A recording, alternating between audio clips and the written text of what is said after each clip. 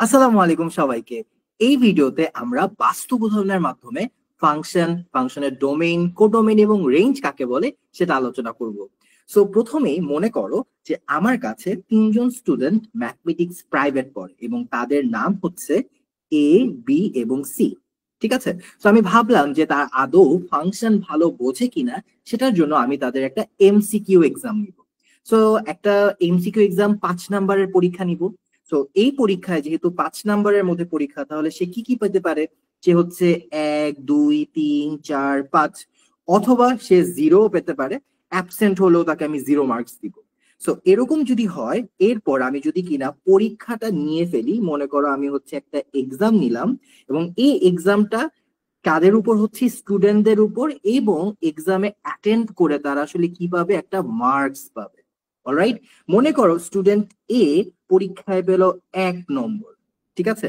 Student B পরীক্ষায় পেল মনে করো 2 নম্বর, এবং স্টুডেন্ট সি পরীক্ষায় পেল হচ্ছে 4 নম্বর। তাহলে তোমরা লক্ষ্য করে দেখো এই পুরো এক্সাম্পলটা কিভাবে রিয়েল লাইফের সাথে কানেক্ট করা যায়।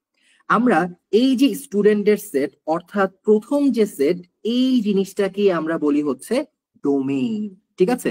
এবং পরবর্তীতে এই যে মার্কসের যে সেট বা দ্বিতীয় যে সেট, এটা কি আমরা বলি কোডোমেইন। লক্ষ্য করে দেখো, কোডোমেইনের প্রত্যেকটা এলিমেন্টই যে আসলে অ্যাপ্লিকেবল হচ্ছে ব্যাপারটা কিন্তু তা না। ধরো একটা পরীক্ষা যে হয়, সে পরীক্ষায় যদি কিনা আমি 5 নাম্বারের পরীক্ষা নেই, প্রতিটা নাম্বারই যে প্রত্যেকে পাবে এরকম কিন্তু কোনো ঘটনা ঘটবে না। অথবা আমি যদি 100 নাম্বারেরও পরীক্ষা নেই, প্রতিটা নাম্বারই কেউ না কেউ পাবে তা কিন্তু হবে না। কেউ হয়তো 99 পাবে, কেউ হবে হয়তো 100 পাবে, বাট এমন কিন্তু হতে পারে যে ওই পরীক্ষায় 97 কেউ পায়নি। বাট যে স্টুডেন্টরা অ্যাটেন্ড করবে তাদের প্রত্যেকেই কিন্তু কোনো না কোনো নাম্বার পাবে। অ্যাবসেন্ট থাকলে সে কিন্তু 0 পেয়ে যাবে। ঠিক আছে। সো এইভাবে আমরা কিন্তু বুঝতে পারি যে আসলে ডোমেইন কাকে বলে এবং কোডোমেইন কাকে বলে। এবং যেহেতু প্রথম সেটের অর্থাৎ স্টুডেন্টরা সবাই কোনো না কোনো মার্কস পাচ্ছে, এই জন্য আমরা আলাদা করে এখানে কোনো সেট বানানোর দরকার পড়ছে না। প্রথম সেট যা স্টুডেন্টের সেট তা, ইনপুটের সেট তাই। কিন্তু আমরা দেখতে পাচ্ছি যে মার্কস যে পেয়েছি সেই নাম্বারটা আসলে এই দ্বিতীয় সেটের সবাই নাও হতে পারে। আমরা যদি একটু স্পেসিফিক ভাবে লক্ষ্য করি, আমরা দেখতে পাচ্ছি যেখানে 1, আমরা যদি লক্ষ্য করি 1, 2 এবং 4 এই মার্কস গুলো কিন্তু স্টুডেন্টরা পেয়েছে। তাহলে আমরা বলতে পারি স্টুডেন্টের সেট বা ডোমেইনের সেট হচ্ছে এই যে এক্সাম্পলটা ছিল, অর্থাৎ এ বি সি।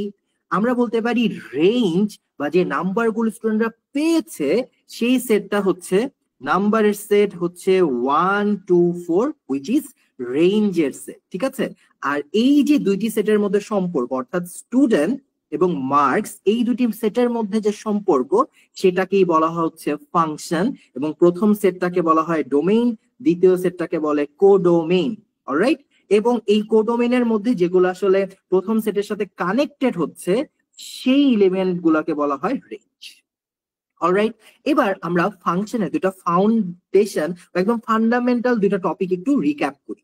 যেমন আমরা জানি যে কোনো ফাংশনের এমন কখনো হবে না যে প্রথম সেটের কোনো উপাদানের সাথে দ্বিতীয় সেটের কোনো উপাদানের কোনো কানেকশন নাই, এরকম কিন্তু হবে না। ঠিক আছে। আমরা যদি কন্ডিশন ওয়াইজ লিখি, প্রথম যে কন্ডিশনটা, যে প্রথম সেটের অবশ্যই আউটপুট থাকবে। ঠিক আছে। প্রথম সেটের প্রত্যেক উপাদানের আউটপুট থাকবে বা একটা কানেক্টিভিটি থাকবে। তুমি লক্ষ্য করে দেখো, আমি যদি কিনা এই প্রথমটা মুছে দিলাম, ঠিক আছে, অর্থাৎ এখানে বি পেয়েছে 2, সি পেয়েছে 4, আমি ক্লেইম করছি এ কোনো মার্কস পাইনি। এরকম কিন্তু হতে পারে না। ঠিক আছে। এ যদি আমার স্টুডেন্ট হয়, সে যদি কিনা প্রথম সেটের একজন এলিমেন্ট হয়, সে অবশ্যই কোনো না কোনো মার্কস পাবে। দ্যাটস ওয়াই আমরা বলি যে প্রথম সেটের প্রত্যেকটা উপাদানের সাথে একটা কারেসপন্ডেন্স থাকবে বা কোন একটা আউটপুট থাকবে। দ্বিতীয় আমরা যে কন্ডিশনটা বলি সেটা হচ্ছে প্রথম সেটের কোনো উপাদানের একাধিক আউটপুট থাকবে না। একাধিক আউটপুট থাকবে না। যেমন আমি আরেকটা এক্সাম্পল চিন্তা করি। আমি মনে করি যে এ এখানে 0 পেয়েছিল, ফাইন, হতেই পারে। আমি বললাম বি পেয়েছে 1 এবং বি পেয়েছে 2। এখন তোমরাই বলো, সেম একটা এক্সামের মধ্যে বি কি একই সাথে 1 এবং একই সাথে 2 পেতে পারবে?